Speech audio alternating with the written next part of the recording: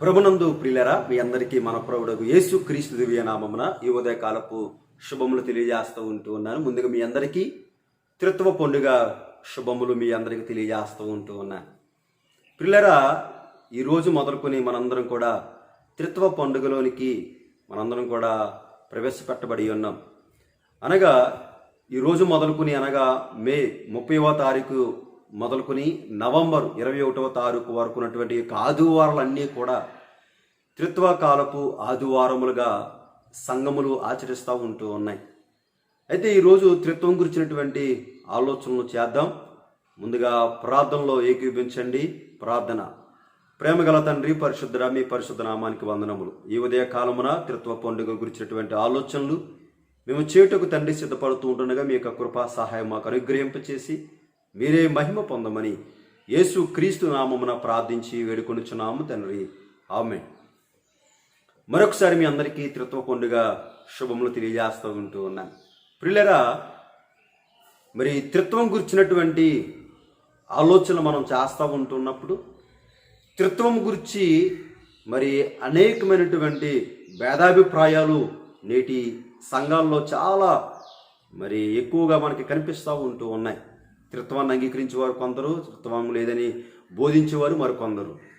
అయితే ప్రాముఖ్యంగా మరి యెహోవా సాక్షులు యొక్క బ్రనహం యొక్క ఫాలోవర్స్ ఎవరైతే ఉంటూ ఉన్నారో వారు మాత్రమే ఇక త్రిత్వాన్ని వారు అంగీకరించరు. త్రిత్వం లేదు అనేటువంటి ఒక అభిప్రాయాన్ని వారు బలంగా బోధిస్తూ ఉంటారు.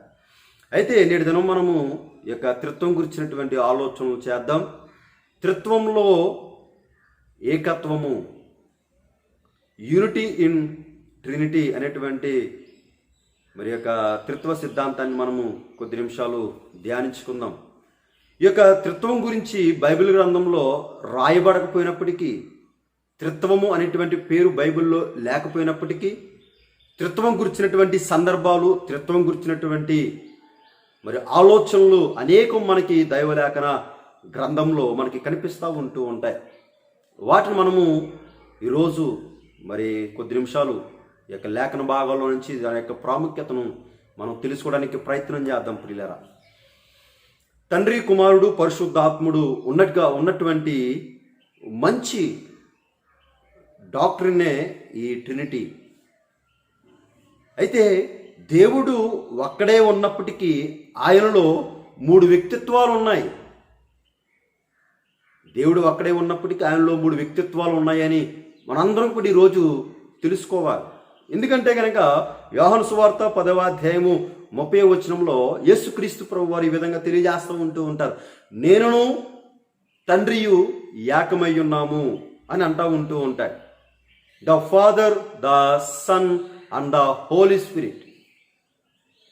అదేవిధంగా యోహాను సువార్త 10వ అధ్యాయంలో మీరు చూస్తే కనుక యేసుక్రీస్తు ప్రభువు ఇప్పుడు యెరూషలేమును విడిచి 3 నెలలు వెళ్ళిపోబోతూ ఉన్నాడు. అదేవిధంగా 11వ అధ్యాయంలో యేసుక్రీస్తు ప్రభు వారు మరలా తిరిగి వచ్చి లాజర్ని మృతుల్లో నుండి లేపబోతున్నాడు.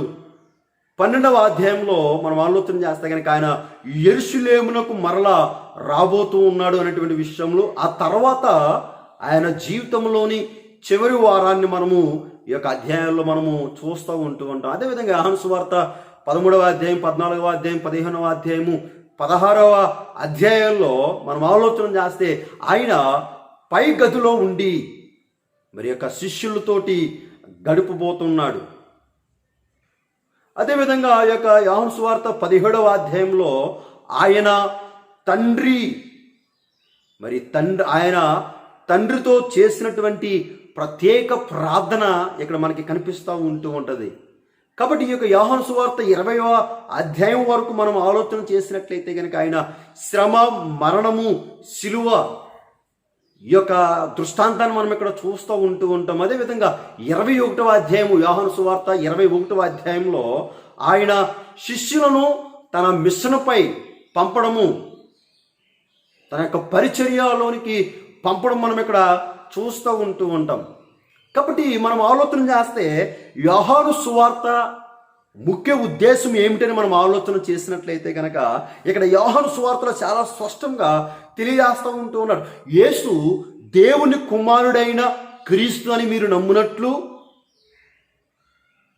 నమ్మి ఆయన నామమందు జీవము పొందునట్లు ఇవి రాయబడెను అని యోహాను అంటూ ఉంటూ ఉన్నాడు.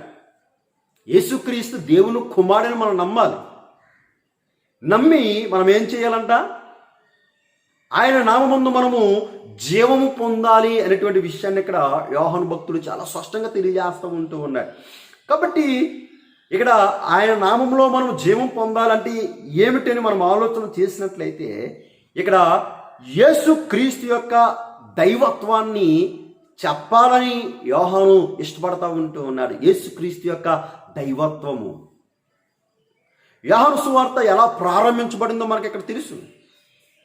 యోహాను సువార్త 1వ అధ్యాయం 1వ వచనము, ఆది యందు వాక్యము ఉండెను, వాక్యము దేవుని యొద్ద ఉండెను, వాక్యము దేవుడే ఉండెను. ఆయన ఆది యందు దేవుని యొద్ద ఉండెను, సమస్తమును ఆయన మూలముగా కలిగెను.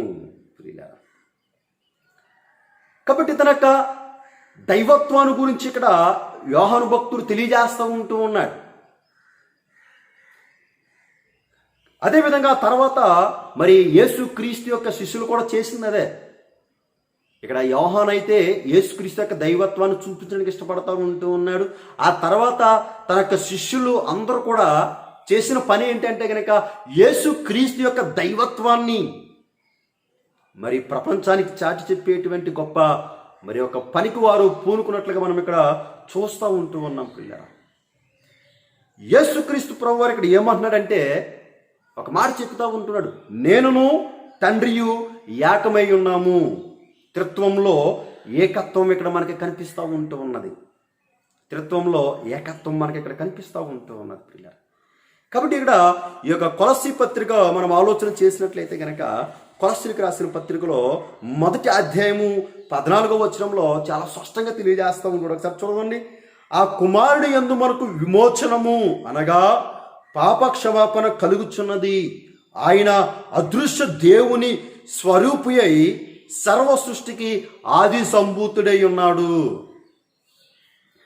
చూసారు, ఇక్కడ చాలా స్పష్టంగా తెలియజేస్తూ ఉంటాడు. కొలస్సీ పత్రికలో యేసుక్రీస్తు సృష్టికర్త, ఆ కుమారుడు యందు మనకు విమోచనము కలుగుచున్నది అనేటువంటి మాటని ఇక్కడ తెలియజేస్తూ ఉంటూ ఉన్నాడు పిల్లలు. కాబట్టి యేసుక్రీస్తు ఇక్కడ సృష్టికర్తగా ఉంటూ ఉన్నాడు. ఆయన దాసుని యొక్క రూపము ధరించి ఈ లోకానికి వచ్చాడు. అయితే మరి యూదులు దానిని అంగీకరించలేదు. యూదులు యేసుక్రీస్తు యొక్క దైవత్వాన్ని వారు గుర్తించలేకపోయారు. ఇదిగో ఏడు దేవుడు కుమారుడిగా ప్రకటించుకుంటూ ఉంటాడు కనుక, దేవదూషణ చేసి ఉన్నాడు కనుక ధర్మశాస్త్ర ప్రకారము రాళ్లతో కొట్టి చంపాలి అనేటువంటి ఉద్దేశాన్ని వారు కలిగి ఉన్నారు. అంటే ఇక్కడ చాలా స్పష్టంగా తెలియజేస్తున్న మాట ఏంటంటే వారు యేసు క్రీస్తు యొక్క దైవత్వాన్ని వారు అంగీకరించలేదు. యేసును దైవ కుమారుడిగా వారు అంగీకరించలేదు. నేడు చాలామంది కూడా ఇదే ధోరణి. యేసు దేవుని కుమారుడు అంటే కనుక లేదు లేదు అనేటువంటి ఉద్దేశాన్ని చాలామంది నేటి కాలంలో తెలియజేస్తూ ఉంటూ ఉన్నారు. కాబట్టి ఇక్కడ ఏం జరిగిందంటే కనుక ఈ యొక్క యూదులకి ఎలాగైతే ఆనాడు యేసు క్రీస్తు యొక్క దైవత్వము అర్థము కాలేదో, నేటికి చాలా మందికి కూడా యేసు క్రీస్తు యొక్క దైవత్వం అనేటువంటిది అర్థం కావడం లేదు ఇక్కడ ప్రియ. కాబట్టి ఇక్కడ యేసుక్రీస్తు ఏమన్నాడంటే కనుక నేనును తండ్రియు ఏకమై ఉన్నాం. I and my father are one. ఏంటంట? I and my father are one. కాబట్టి ఇది ఎవడైతే ఒప్పుకోడో, యేసుక్రీస్తు తండ్రియు ఏకమైనటువంటి బోధను ఎవడైతే ఒప్పుకోడో వాడే క్రీస్తు విరోధి అనేటువంటి మాట మరి యోహాను తన యొక్క పత్రికలో చాలా స్పష్టంగా తెలియజేస్తూ ఉంటూ ఉంటారు. కాబట్టి మీరు 1 యోహాను పత్రిక మీరు చదివితే చాలా స్పష్టంగా అక్కడ యేసుక్రీస్తు యొక్క దైవత్వం గురించి అక్కడ చాలా స్పష్టంగా యోహాను తెలియజేస్తూ ఉంటూ ఉన్నారు పిల్లలు. కాబట్టి యేసు దేవుని కుమారుడని ఎవడు ఒప్పుకోడో వాడే క్రీస్తు విరోధి. కాబట్టి ఆ రోజున మనం ఆలోచన చేస్తే కనుక వారు యూదులు అనేటువంటి వీరు క్రీస్తు యొక్క దైవత్వాన్ని గుర్తించలేకపోయారు. క్రీస్తును వారు గుర్తించలేక వారు ఏం చేశారంటే కనుక క్రీస్తును సిలువకు అప్పగించారు. ఎందుకు వారు సిలువకు అప్పగించారంటే కనుక వారు క్రీస్తు యొక్క దైవత్వాన్ని వారు అంగీకరించలేదు కనుక. కాబట్టి వారు పిలాతు యొద్దకు తీసుకుని వెళ్ళినప్పుడు పిలాతు ఈ విధంగా అడుగుతూ ఉంటూ ఉన్నారు, నీవు దేవుని కుమారుడువా అంటూ ఉన్నప్పుడు యేసుక్రీస్తు ప్రభువు చెప్పినటువంటి మాట ఏంటో తెలుసా? అవును, నీవు అన్నట్లే నేను దేవుని కుమారుణ్ణి అని ఇక్కడ యేసుక్రీస్తు చాలా స్పష్టంగా తెలియజేస్తూ ఉంటూ ఉన్నాడు ప్రియులారా. కాబట్టి ఇక్కడ మనము ఆలోచన చేసినట్లయితే కనుక ఈ యొక్క మొదటి యోహాను పత్రిక 4వ అధ్యాయము 15వ వచనంలో మనం చూస్తే కనుక అక్కడ చక్కటి మాట తెలియజేస్తూ ఉంటూ ఉంటాడు. ఏంటంటే కనుక యేసు దేవుని కుమారుడని ఎవడు ఒప్పుకొనునో వానిలో దేవుడు నిలిచి ఉన్నాడు, వాడు దేవుని యందున్నాడు. మనం ఏం చేయాలంటే కనుక యేసుక్రీస్తు దేవుని కుమారుడని మనం ఒప్పుకోవాలి. కానీ ఇక్కడ యూదులు ఏం చేశారంటే కనుక ఆయన చెప్తా ఉన్నప్పటికీ కూడా ఆయనను యేసుక్రీస్తును దేవుని కుమారుడిగా వారు అంగీకరించలేదు. దానికి గల కారణం ఏంటంటే కనుక యేసుక్రీస్తు యొక్క దైవత్వం వారికి అర్థం కాలేదు. కాబట్టి యేసు దేవుని కుమారుడని ఎవరు నమ్మినో వాని యందు దేవుడు ఉన్నాడు. ఇది చాలా ప్రశస్తమైనటువంటి సందర్భం, చాలా ప్రాముఖ్యమైనటువంటి మాటగా మనం ఇక్కడ గమనించాలి. కాబట్టి ఈరోజు చాలా మందికి కూడా క్రీస్తు యొక్క దైవత్వం అనేటువంటిది అర్థం కావడం లేదు. కాబట్టి ఈ యొక్క డివైన్ ట్రినిటీ అనేటువంటిది God the father, God the son and the holy spirit, ఆయన ఒక్కడే అయినా ఆయనలో 3 వ్యక్తిత్వాలు మనకి ఇక్కడ కనిపిస్తూ ఉంటూ ఉన్నాయి. దేవుడు ఒక్కడే, కానీ ఆయనలో మనకి 3 వ్యక్తిత్వాలు మనకి ఇక్కడ కనిపిస్తూ ఉంటూ ఉన్నాయి. దేవుని యొక్క స్వభావం సరిగా అర్థం చేసుకోవడం అనేటువంటిది చాలా ప్రాముఖ్యమైనది. దేవుని యొక్క స్వభావాన్ని మనం అర్థం చేసుకోవడం అనేటువంటిది చాలా ప్రాముఖ్యమైనది. ఈరోజు త్రిత్వం లేదని వారు బోధిస్తున్నారంటే కనుక వారికి నేను చెప్పే మాట ఏంటంటే కనుక మరి ఇక్కడ దేవుని యొక్క స్వభావాన్ని సరిగా అర్థం చేసుకోలేకపోవడం వల్ల వారు త్రిత్వం లేదు అనేటువంటి ఉద్దేశాన్ని వారు బలముగా ప్రకటిస్తూ ఉంటూ ఉన్నారు ప్రియ. అదేవిధంగా ఇక్కడ ఈ యొక్క త్రిత్వము అనేది మనం కనిపెట్టింది కాదు. ఎందుకంటే కనుక త్రిత్వాన్ని మనం నమ్మాలి. ఎందుకంటే కనుక ఈ యొక్క త్రిత్వాన్ని మనం కనిపెట్టింది కాదు. బైబిల్లో చాలా చోట్ల మనకి ఇక్కడ దైవిక త్రిత్వం అనేది కనిపిస్తూ ఉంటూ ఉన్నది. దైవిక త్రిత్వం మనకి ఇక్కడ కనిపిస్తూ ఉంటూ ఉన్నది ప్రియులారా. కాబట్టి ఇక్కడ మనం ఆలోచన చేసినట్లయితే కనుక ఆదికాండము 1వ అధ్యాయము 2వ వచనంలో ఇక్కడ చాలా స్పష్టంగా తెలియజేస్తూ ఉంటూ ఉన్నాడు, దేవుని ఆత్మ జలములపై అల్లాడుచుండెను. దేవుని ఆత్మ జలములపై అల్లాడుచుండెను. ఎవరి ఆత్మని మనం ఆలోచన చేస్తే కనుక పరిశుద్ధాత్మ. ఈ యొక్క సృష్టి ముడి పదార్థంగా ఉన్నటువంటి యొక్క సమయంలో మరి అల్లాడుతూ కాపాడుతూ ఉన్నవాడు ఎవరంటే మరి పరిశుద్ధాత్మ. కాబట్టి ఈ యొక్క సృష్టి ముడి పదార్థంగా ఉన్నప్పుడు మరి అల్లాడుతూ కాపాడుతూ ఉన్నవాడుగా ఈ యొక్క పరిశుద్ధాత్ముడు మనకి కనిపిస్తూ ఉంటూ ఉన్నాడు. కాబట్టి ఇక యేసుక్రీస్తు వెళ్ళిపోయిన తరువాత మరి భూమి మీదకు వచ్చి ఈ యొక్క పరిశుద్ధాత్ముడి యొక్క పని ఏంటంటే యేసుక్రీస్తు ప్రభు వారు వెళ్ళిపోయిన తర్వాత ఆయన భూమి మీదకు వచ్చి మరలా యేసు వచ్చే వరకు కూడా మనకి పాపం విషయంలో మనల్ని ఒప్పింప చేస్తూ ఉంటూ ఉంటాడు. మనల్ని ఒప్పింప చేయువాడు పరిశుద్ధాత్ముడు. కాబట్టి ఇక్కడ త్రిత్వంలో పరిశుద్ధాత్ముని యొక్క పాత్ర మనకి మరి ఆదికాండం 1లోనే మనకి ఇక్కడ కనిపిస్తూ ఉంటూ ఉన్నది ప్రియ.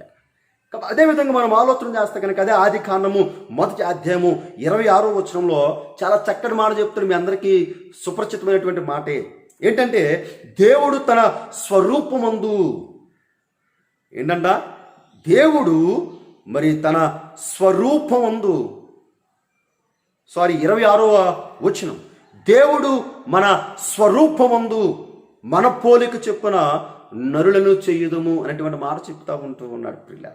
కాబట్టి మన స్వరూపము మన పోలిక అంటూ ఉంటూ ఉన్నాడు. ఎవరి మనం అంటే కనుక దైవిక త్రిత్వము. God the father, God the son and the holy spirit.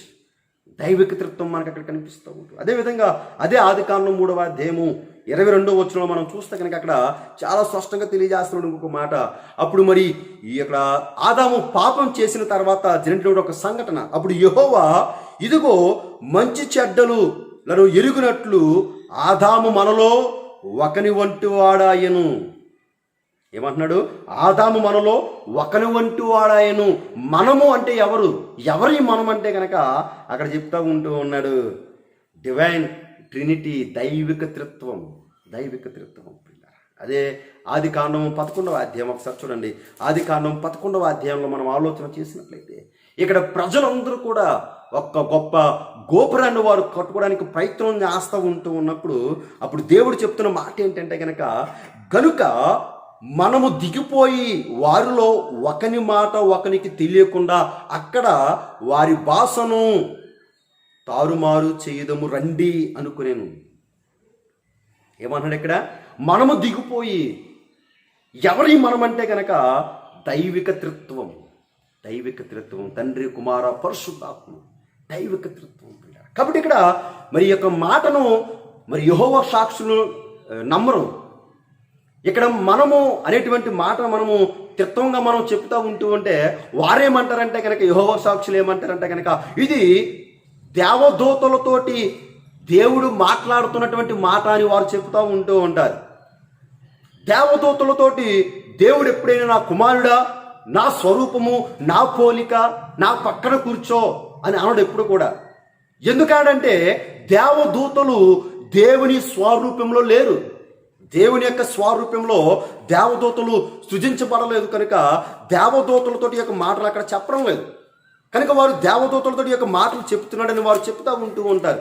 కాబట్టి ఇంకొక మాట చెప్తూ ఉంటున్నాడు. ఎబ్రీ పత్రికలో చక్కటి మాట తెలియజేస్తాడు. ఎబ్రీ పత్రిక 1వ అధ్యాయము 5వ వచనం ఈ విధంగా చెప్తాడు. నీవు నా కుమారుడవు, నేను నేడు నిన్ను కని ఉన్నాననియు, ఇదియుగాక నేను ఆయనకు తండ్రి అయి ఉందును, ఆయన నాకు కుమారుడై ఉండును అనియు ఆ దూతలలో ఎవరితోనైనను ఎప్పుడైనను చెప్పినా. దూతలతో ఎప్పుడూ కూడా నువ్వు నా కుమారుడు, నా స్వరూపము, నా పోలిక, నేను నీ తండ్రిని అని ఎప్పుడు కూడా దేవుడు చెప్పలేదు. అదేవిధంగా ఇంకో వచనం చూడండి అక్కడ. అదే ఎబ్రీలకు రాసిన పత్రిక 1వ అధ్యాయము 13వ వచనంలో చెప్తున్నాడు. నేను నీ శత్రువులను నీ పాదములకు పాదపీఠముగా చెయ్యి వరకు నా కుడి పార్శ్వమున కూర్చున్నము అది దూతలలో ఎవను గూర్చేనను ఎప్పుడైనను చెప్పినా. ఎప్పుడు చెప్పలేదు దూతలతోటి. కానీ యెహోవా సాక్షులు ఏమంటారంటే కనుక మనము అనేటువంటి మాట అక్కడ దేవుడు దూతలతోటి మాట్లాడుతున్నాడని చెప్తా ఉంటున్నాడు. కానీ ఇక్కడ దేవుడు దూతలతో చెప్పడం కాదు, దైవిక త్రిత్వం అక్కడ ఆ సంభాషణ మనకి తెలియజేస్తూ ఉంటున్నాడు. దైవిక త్రిత్వంలో యొక్క వ్యక్తుల యొక్క సంభాషణ ఇదంతా కూడా ప్రియులారా.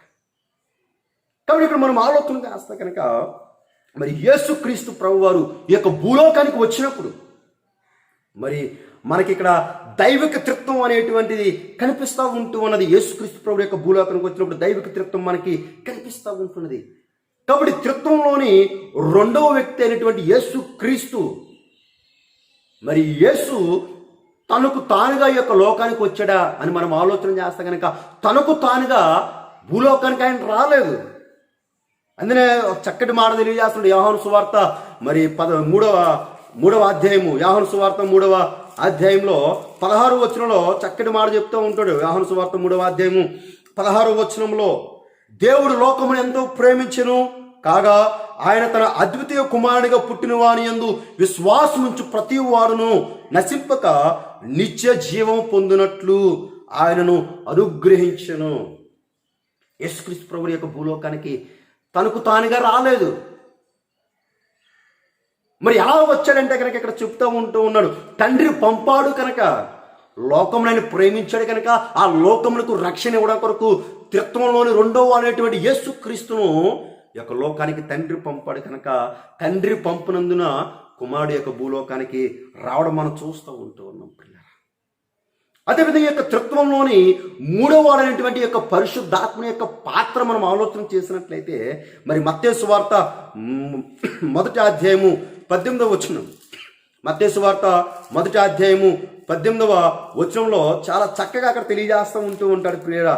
18వ వచనంలో యేసుక్రీస్తు జనన విధం ఎట్లనగా ఆయన తల్లి అయిన మరియా యోసేపునకు ప్రదానం చేయబడిన తరువాత వారేకము కాక మునుపు ఆమె పరిశుద్ధాత్మ వలన గర్భవతిగా నుండెను. కాబట్టి ఇక్కడ యేసుక్రీస్తు యొక్క జన్మలో మరి త్రిత్వంలో మూడవటువంటి పరిశుద్ధాత్ముని యొక్క పాత్ర మనకి ఇక్కడ కనిపిస్తూ ఉంటూ ఉన్నది. కాబట్టి యేసుక్రీస్తు యొక్క జన్మ విషయంలో మరి త్రియక మరి దైవిక త్రిత్వం మనకి ఇక్కడ కనిపిస్తూ ఉంటూ ఉన్నది ప్రియులారా. అదేవిధంగా మత్తయి సువార్త 3వ అధ్యాయము 16వ వచనంలో కూడా ఒక చక్కటి మాట అక్కడ చెప్తున్నాడు. యేసుక్రీస్తు ప్రభువారు బాప్తిసం పొందినటువంటి సమయంలో అక్కడ ఒక చక్కటి మాట అక్కడ తెలియజేస్తుంది. చూడండి, యేసు బాప్తిసం పొందిన వెంటనే నేలలో నుండి ఒడ్డునకు వచ్చెను, ఇదిగో ఆకాశము తెరవబడిను, దేవుని ఆత్మ పావురము వలె దిగి తన మీదకి వచ్చుట చూసెను, మరియు ఇదిగో ఈయనే నా ప్రియ కుమారుడు, ఈయన యందు నేను ఆనందించుతున్నానని ఒక శబ్దము ఆకాశం నుండి వచ్చాను. కాబట్టి యేసుక్రీస్తు బాప్తిసం పొందినటువంటి సమయంలో ఇక్కడ మనకి త్రిత్వము కనిపిస్తూ ఉంటూ ఉన్నది పిల్లరా. ఈయన నా ప్రియ కుమారుడు అని ఎవరు చెప్తున్నారంట? త్రిత్వంలో మొదటిమైనటువంటి తండ్రి చెప్తా ఉంటూ ఉన్నాడు. యేసుక్రీస్తు అక్కడ స్పష్టంగా రెండవ వ్యక్తి మనకి అక్కడ కనిపిస్తూ ఉంటూ ఉన్నాడు. మూడవ వాడు పరిశుద్ధాత్ముడు ఏం చేయడంటే కనుక ఈయన బాప్తిసం పొంది ఒడ్డుకి రాగానే పావురం వలె ఆత్మ తన మీదకి దిగును. కాబట్టి ఇక్కడ తండ్రి కుమార పరిశుద్ధాత్ములు ఒకేసారి ఇక్కడ మనకి కనిపిస్తూ ఉంటూ ఉన్నారు పిల్లరా. ఒకేసారి ఇక్కడ మనకి కనిపిస్తూ ఉంటూ ఉన్నారు పిల్లరా. కాబట్టి ఇక్కడ మరి పరిశుద్ధాత్ముని యొక్క పాత్ర గురించి మనం ఇంకా ఆలోచన చేసినట్లయితే మరి అక్కడ తెలియజేస్తున్నాడు. యోహాను సువార్త 14వ అధ్యాయము, యోహాను సువార్త 14వ అధ్యాయము 16వ వచనంలో ఒక చక్కటి మాట తెలియజేస్తున్నాడు పరిశుద్ధాత్మ గురించి. 16వ వచనం ఒకసారి చూడండి. నేను తండ్రిని వేడుకొందును, మీ యొద్ద ఎల్లప్పుడూ నుండుటకే ఆయన వేరొక ఆదరణకర్తను అనగా సత్య స్వరూపియగు ఆత్మను మీకు అనుగ్రహించెను. అదేవిధంగా అదే యోహాను సువార్త 14వ అధ్యాయము 26వ వచనం, 14వ అధ్యాయము 26వ వచనం చూడండి. ఆదరణకర్త అనగా తండ్రి నా నామమున పంపవో పరిశుద్ధాత్మ సమస్తమును మీకు బోధించి నేను మీతో చెప్పిన సంగతులన్నిటినీ మీకు జ్ఞాపకము చేయును. అదే యోహాను సువార్త 15వ అధ్యాయం 26వ వచనంలో కూడా ఒకసారి చూడండి. తండ్రి యొద్ద నుండి మీ యొద్దకు నేను పంపబోవు ఆదరణకర్త అనగా తండ్రి యొద్ద నుంచి బయలుదేరు సత్య స్వరూపి అయిన ఆత్మ వచ్చినప్పుడు ఆయన నన్ను గూర్చి సాక్ష్యం ఇచ్చును. ఈ 3 వచనాలు ఎందుకు చదివించానంటే కనుక ఇక్కడ పరిశుద్ధాత్ముడు ఇక్కడికి ఎందుకు వచ్చాడో ఇక్కడ 3 జవాబులు మనకి ఇక్కడ తెలియజేస్తూ ఉంటూ ఉన్నాయి. ఈ యొక్క 3 వచనాల్లో కూడా 3 జవాబులు. పరిశుద్ధాత్ముడు ఎందుకు వచ్చాడంటే మనం ఆలోచన చేస్తే కనుక మొదటిగా యోహాను సువార్త 14వ అధ్యాయం 16వ వచనం ప్రకారము యేసుక్రీస్తు అడిగితే పరిశుద్ధాత్ముడు వచ్చాడు. రెండవది 14వ అధ్యాయము 26వ వచనంలో తండ్రి పంపిస్తే పరిశుద్ధాత్ముడు వచ్చాడు. మూడవది 15వ అధ్యాయము 26వ వచనం ప్రకారము తండ్రి యొద్ద నుంచి పరిశుద్ధాత్ముడు వచ్చేసాడు. అంటే ఇక్కడ ముగ్గురిది కూడా ఒకే నిర్ణయము. తండ్రి, కుమారుడు, పరిశుద్ధాత్ముడి యొక్క ముగ్గురిది కూడా త్రిత్వంలో ఉన్నటువంటి యొక్క ముగ్గురు వ్యక్తులతో కూడా ఒకే నిర్ణయముగా మనకి ఇక్కడ కనిపిస్తూ ఉంటూ ఉన్నది. కాబట్టి ఇక్కడ సృష్టి దగ్గర దైవిక త్రిత్వం మనకి కనిపిస్తూ ఉంటూ ఉన్నది.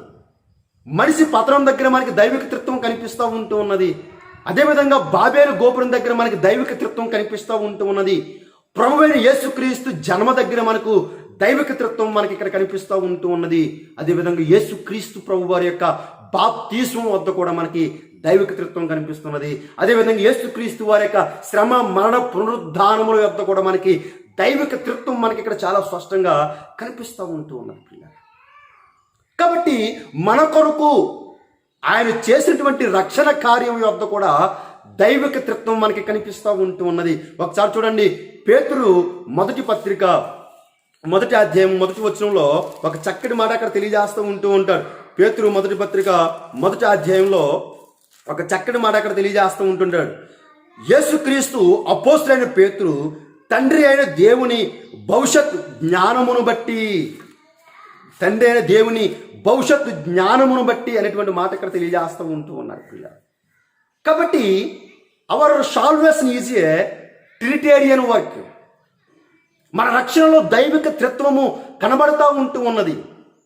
అదేవిధంగా మనం ఆలోచన చేస్తే కనుక మత్తయి సువార్త 18వ అధ్యాయం 19వ వచనం, అదేవిధంగా మార్కు సువార్త 16వ అధ్యాయం 15వ వచనంలో ఒక చక్కటి మాట అక్కడ తెలియజేస్తూ ఉంటూ ఉంటాడు. పిల్లరా, ఒక చక్కటి మాట అక్కడ మనకి తెలియజేస్తూ ఉంటూ ఉంటాడు. ఏంటంటే కనుక అక్కడ మీరు ఒకసారి చూడండి.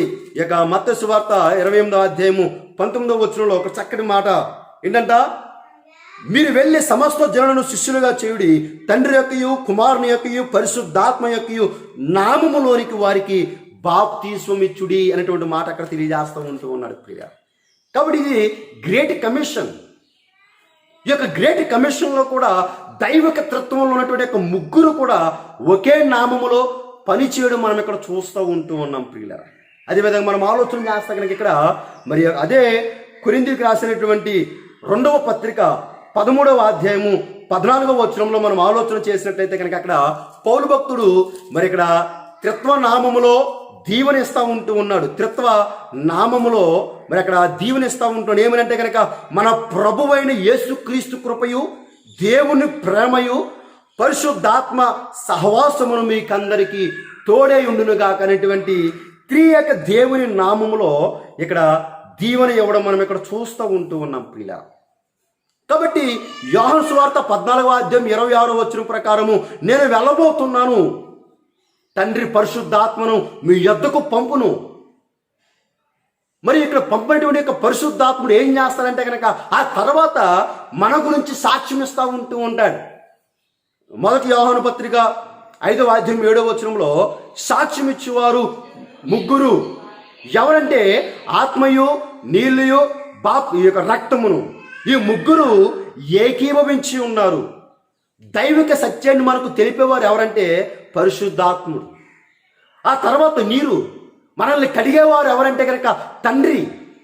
ఆ తర్వాత రక్తము, రక్తాన్ని మన కొరకు చిందించిన వాడు ఎవరంటే కుమారుడు యేసుక్రీస్తు.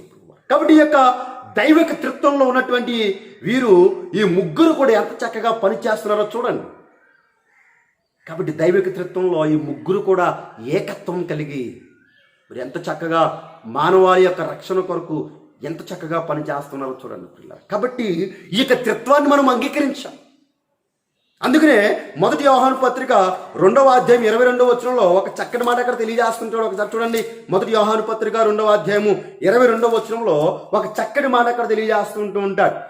యేసు క్రీస్తు కాడని చెప్పువాడు తప్ప ఎవడ అబద్ధికుడు తండ్రిని కుమారుని ఒప్పుకొనని వీడే క్రీస్తు విరోధి.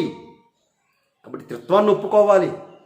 త్రిత్వాన్ని లేదని చెప్తే కనుక అబద్ధపు బోధకుడు, వాడే క్రీస్తు విరోధి. ఇది నా మాట కాదండి, వాక్యం చెప్తా ఉంటూ ఉన్నది, వాక్యం చెప్తా ఉంటూ ఉన్నది. అదేవిధంగా ఇంకో వచనం చూడండి. అక్కడ అదే మొదటి యోహాను పత్రిక 4వ అధ్యాయము 14వ వచనం ఒకసారి చూడండి. అక్కడ చెప్తా ఉంటూ ఉంటాడు. మరియు తండ్రి తన కుమారుని లోక రక్షకుడిగా ఉండుటకు పంపి ఉండుట మేము చూసి సాక్ష్యం ఇచ్చుచున్నాము. ఈ యొక్క త్రిత్వం గురించి వారు ఏం చేస్తున్నారంట, తండ్రి పంపుట మేము చూసి మీకు సాక్ష్యం ఇస్తూ ఉంటూ ఉన్నాం. అనగా త్రిత్వం గురించి వారు సాక్ష్యం ఇస్తూ ఉంటూ ఉన్నారు. ఆ సాక్ష్యాన్ని మనం అంగీకరించాలి. దాన్ని అంగీకరించకపోతే కనుక మనము అబద్ధపు బోధకులము, అబద్ధపు విశ్వాసులుగా మనము ఉండిపోతూ ఉంటూ ఉంటాం పిల్లలు. కాబట్టి ఇంత చక్కగా దైవలేఖన భాగాల్లో త్రిత్వం గురించి ఇంత బాగా వివరించబడి ఉంటే కొంతమంది వ్యక్తులు త్రిత్వం లేదనేటువంటి ఒక ఉద్దేశమును దుర్బోధన వారు చేసి ప్రజలను తప్పుదవ పట్టించేటువంటి మరి ఈ యొక్క బోధకులను మనం ఇక్కడ చూస్తూ ఉంటున్నాం. కాబట్టి దైవిక త్రిత్వం ఉన్నది, ఆ త్రిత్వంలోనే మనకు రక్షణ ఉన్నది అనేటువంటి సత్యాన్ని ఈరోజు ప్రజలందరూ కూడా గుర్తించవలసినటువంటి ఏకైక సత్యముగా కనిపిస్తూ ఉంటున్నది. కనుక త్రిత్వము ఇంత చక్కగా మనకి బోధించబడతా ఉన్నది. కనుక త్రిత్వం లేదని ఎవరైనా మీతో చెప్తే కనుక ఇటువంటి లేఖనముల ఆధారముగా వారికి త్రిత్వం యొక్క పాత్ర ఉన్నది అనేటువంటి ఉద్దేశాన్ని మీరు తెలియజేసి ఆ త్రిత్వంలోనికి వారిని కూడా నడిపించి ఆ త్రిత్వంలో ఉన్నటువంటి దీవెనలు ఆశీర్వాదములు మనందరం కూడా పొందుకోవడానికి పరిశుద్ధాత్మ దేవుడు మనందరికీ సహాయం చేసి నడిపించునుగాక. ఆమేన్. ప్రార్థించుకుందాం. ప్రేమగల తండ్రి పరిశుద్ధుడా, ఈ యొక్క త్రిత్వంలోని త్రియేక దేవునిగా ఉండి మీరు మా కొరకు చేసినటువంటి యొక్క రక్షణ ప్రణాళికను మీ యొక్క దైవలేఖన భాగాల్లో తండ్రి మీరు మాకు చూపిన విధానం బట్టి వందనములు. దైవ యొక్క త్రిత్వ సిద్ధాంతాన్ని అనేకులు అంగీకరించి మీరు ఇచ్చే యొక్క రక్షణ భాగ్యాన్ని పొందుకునేటువంటి ఆయన ప్రభా ఆశీర్వాదం వారికి అనుగ్రహింప చేసి మీరే మహిమ పొందమని యేసయ్య నామంలో ప్రార్థించి వేడుకొనుచున్నాము తండ్రి. ఆమేన్.